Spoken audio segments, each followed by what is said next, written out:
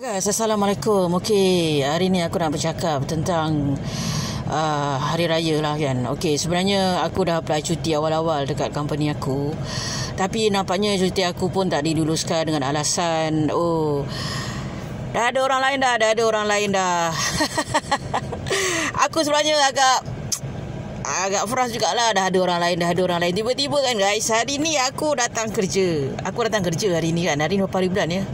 4 hari bulan kan. Hari ni aku datang kerja. Lepas tu dia aku cakap, Kak, you ada apply cuti ke? Dia kata, cuti? Bila masa ya aku ada apply? Ada apply, tapi dia orang kata dah penuh. Lepas tu dia tunjukkan aku punya buku kehadiran tu. Memang dah ada tanda pangkah. Maknanya memang aku kena cuti lah hari ni.